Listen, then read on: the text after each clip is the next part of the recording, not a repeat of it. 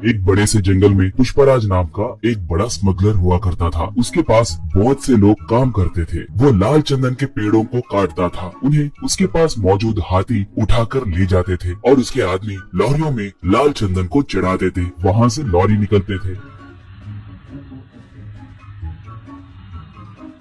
वहाँ पर चेकपोस्ट के पास मौजूद पुलिस वाले भी पुष्पराज के ही आदमी होने के कारण उनकी जांच करे बिना ही वो लोग लॉरियों को छोड़ देते थे। ऐसे उसके जुर्म का साम्राज्य बहुत फैला हुआ था। उसके पास गंगा नाम की एक हाथी थी। पुष्पराज को गंगा बहुत पसंद थी। उसे अच्छा खाना खिलाते हुए उसका बहुत ख्याल रखता था। वो भी पुष्पराज को अपने ऊपर बिठाकर घूमते रहती थी।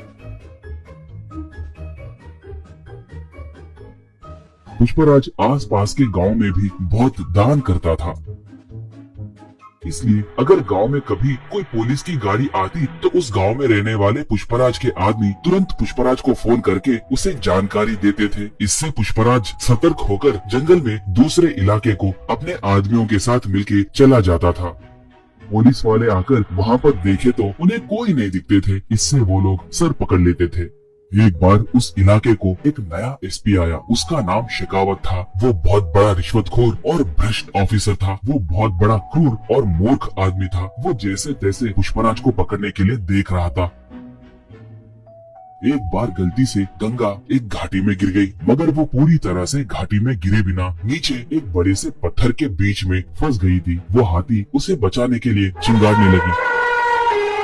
उसके चिंगार को सुनकर पुष्पराज और उसके आदमी वहाँ पर आए। वो लोग गंगा को देखकर उसे कैसे बचाना है कहकर सोचने लगे। पुष्पराज तब, अरे इसे बचाने के लिए हमारी ताकत बस नहीं होगी। इसके लिए एक जेसीबी को लाना होगा। वो अब कहाँ पर होगा, उसे अब तुरंत लेकर आइए, कहा। एकदम पुष्पा भाई, उस जेसीबी के मालिक का घर पुलिस स्टेशन के बिल्कुल बगल में ही है। हम अब उसके लिए गए तो बहुत खतरा होगा। पुलिस वाले हमें पकड़ सकते हैं। हम अब गंगा को छोड़ दिए तो ही अच्छा रहेगा। हमें वहाँ पर जाने के लिए हिम्मत नहीं है भाई, कहा। पुष्पराज उसे एक खींच के मारकर, गंगा के लिए मैं चाहे जितना भी दूर जा सकता हूँ। आप नहीं गए तो मैं ही जाकर उस जेसीबी को लाऊंगा। इसके अंदर आप लोग रस्सियों को तैयार करके रखना, कहा। ऐसे वो बाइक को लेकर गांव में आया। उस जेसीबी वाले से पूछकर जेसीबी को लेकर निकला।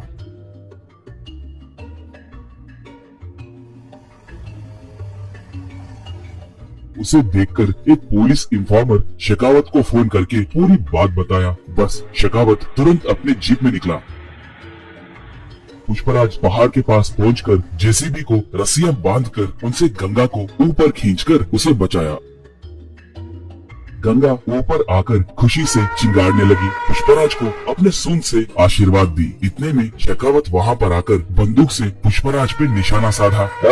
शराफत से सरेंडर हो जाओ, वरना ये बुलेट तुम्हारे भेजे में घुसेगी, कहकर पुकारा। उसे देखकर पुष्पराज के आदमी मारे डर के वहाँ से भाग गए। पुष्पराज तब, मैं तुम्हारे बारे में बहुत कुछ सुना हूँ। तुम्हारे जैसे निठल्लों को मैंने बहुत देखा है। मैं तुम्हें सरेंडर हुआ तो भी तुम मुझ पर केस डालकर मुझे जेल में नहीं डालोगे कहकर मुझे अच्छे से पता है। मुझे एनकाउंटर करोगे कहकर मैं जानता हूँ, कहा। शेखावत तब, सही कहा, तुम बहुत समझदार हो। मैं तुम्हें एनकाउंटर करने के लिए ही आया हूँ। तुम्हें टपका दिए तो मुझे 10 करोड़ रुपए मिलेंगे। चुपचाप भगवान की याद करो, यही तुम्हारे आखिरी क्षण है, कहा। बस गंगा एकदम से उस पर वार की। सूंड से उसके हाथ में के बंदूक को दूर फेंक दी। उसे अपने सूंड से पकड़कर जमीन पे जोर से पटकी। बाद में उसे उसी घाटी में फेंक दी। इससे उसे छुटकारा मिला। बाद में पुष्पराज गंगा को प्यार से चूमा। उसके ऊपर बैठकर जंगल की ओर निकला पुष्पराज। दोस्तों, आपको ये कहानी पसंद आई तो दया करके हमारे चैनल को सब्सक्राइब कीजिए। उसके साथ साथ वीडियो को लाइक मार के आपके दोस्तों को शेयर भी कीजिए। पुष्पा 2 के लिए कौन कौन इंतजार कर रहा है हमें कमेंट में बताइए। धन्यवाद।